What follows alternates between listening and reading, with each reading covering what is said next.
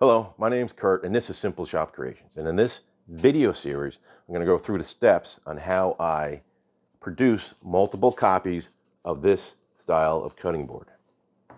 But first, let me tell you that this introduction is going to be used for all the parts of the process that I upload so you guys can view. So if you want to skip this introduction, it's just you've seen it once before, just go down in the description below, and there'll be chapters of certain portions of the video. And just click on one of the timelines and you can get right to the video. If you like to purchase this template, which I use to create the cutting boards, you can just send an email to simpleshopcreations@gmail.com and we will work out the arrangements from there. There will be a cost associated, so just go down in the description and you can get my email address down there.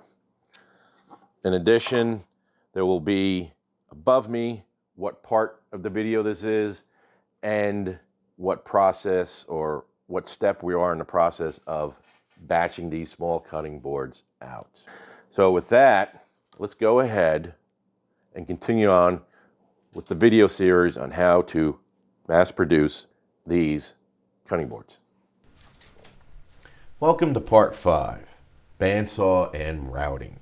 Here before you is all the boards are already done. You can see I have 4 templates I will be using or used. However, coming up shortly, you'll see that I'm only going to be using 1 template, and that 1 template will be sitting on top of 2 boards. So I'll be template routing and bandsaw cutting 2 boards per template. But here, during the first 6 boards that I do, I'm only using 1 template and going back and forth between gluing the template on top of the cutting board, and then you'll see that I glue the cutting board on top of another cutting board with the tape and I don't know, crazy glue or CA glue trick.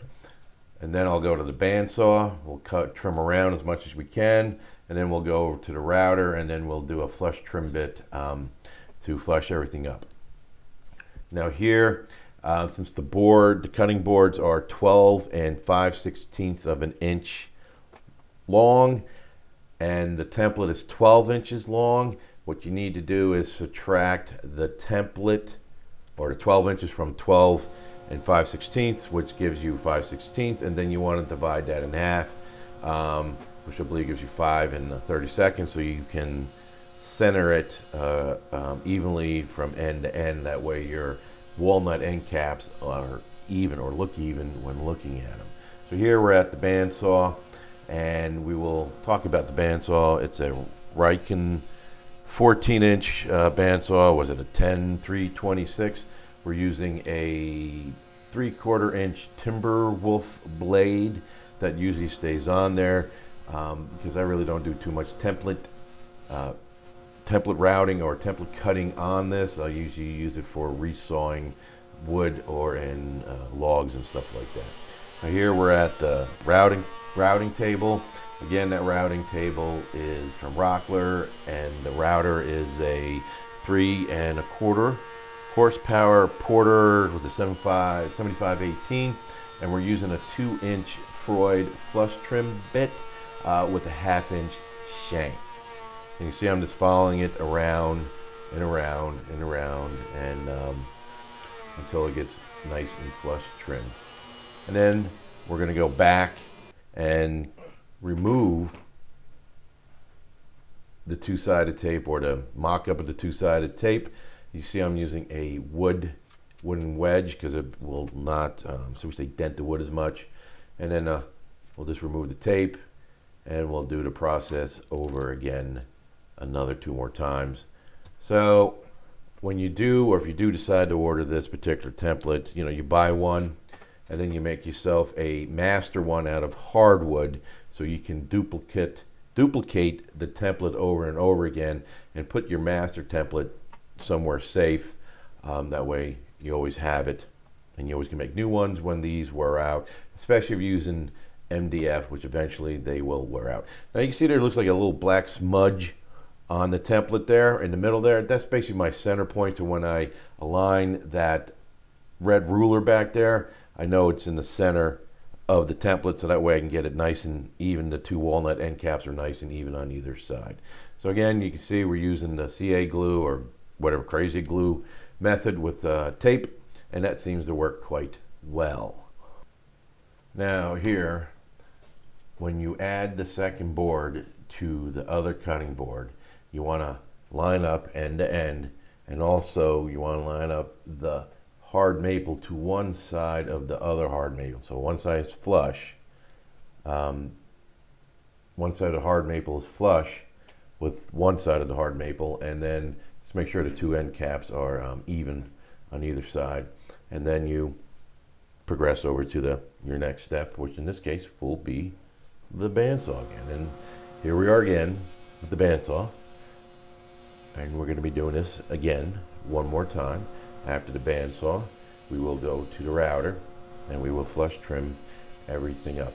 Now, the speed of the router, or the bit spinning, or the speed that I set on the router, is the second slowest setting. The Porter Cable 7518 is not a variable speed router. It's got 5 or 6 selections, and I'm on the second slowest speed.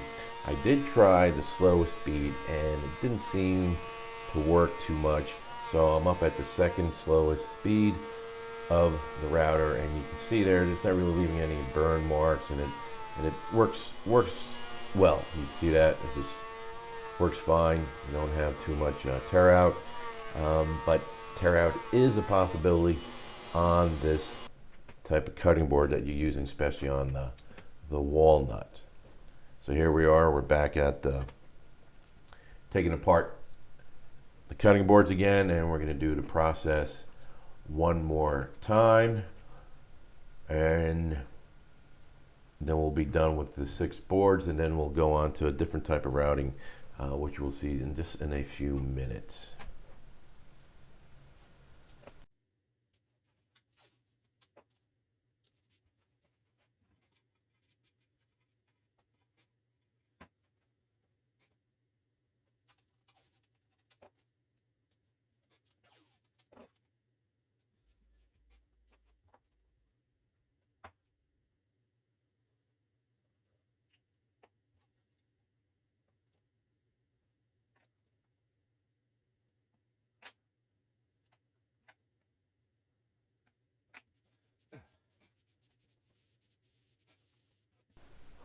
Okay, so we're coming up to the final bandsaw scene and flush trim routing scene, but you just have to remember now, I'm only showing a total of 6 boards being processed.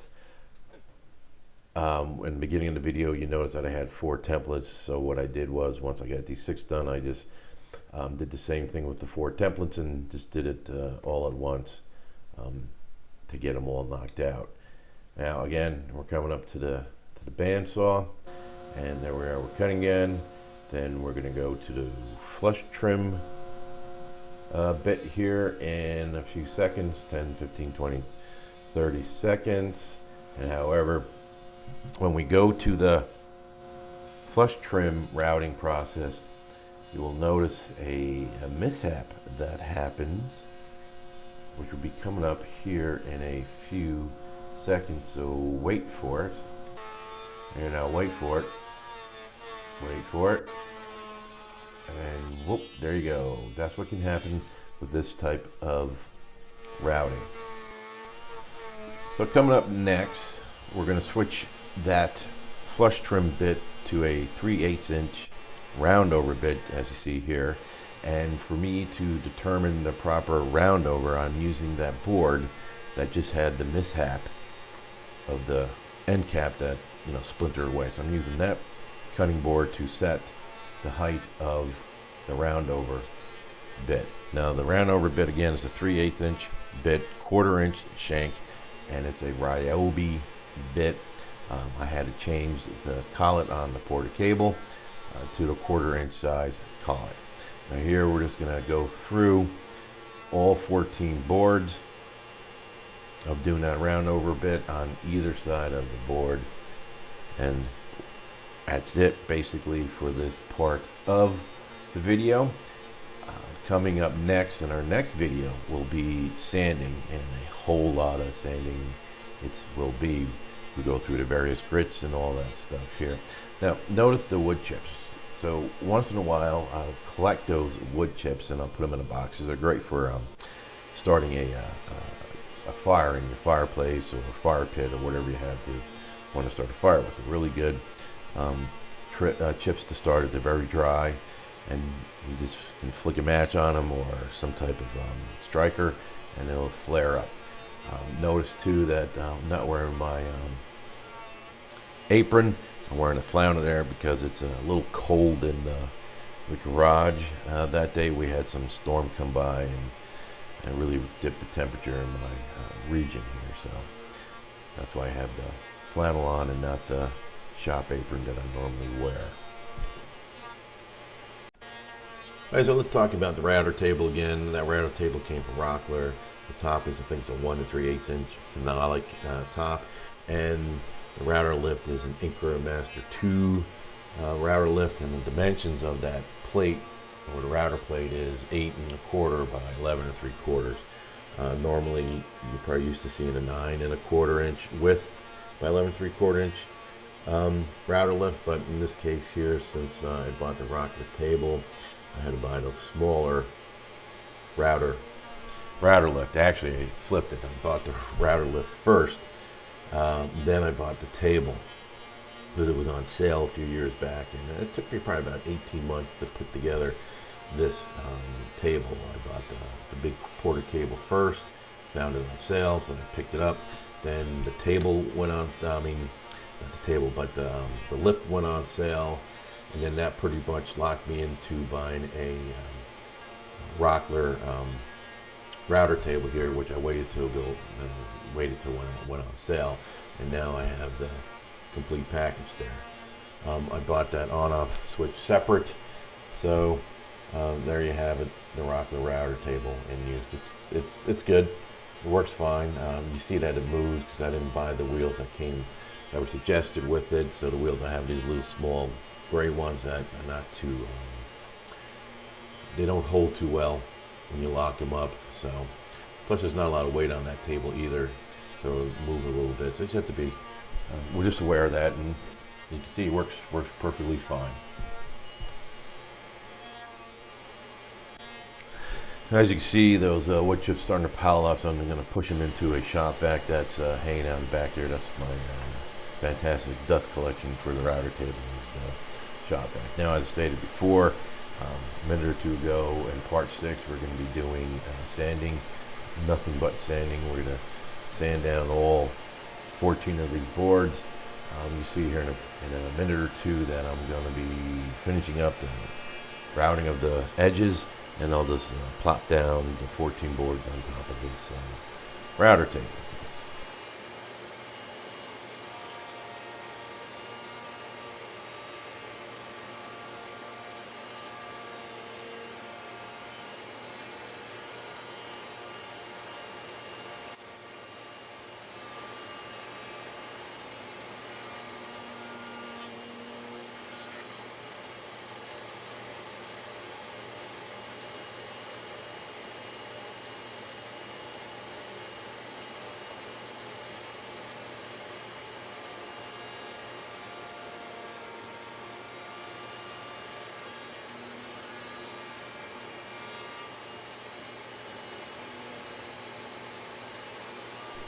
Now, I hope you clicked on the flash and subscribe button when you saw it, because that would stop the flashing once you hit the subscribe button down below.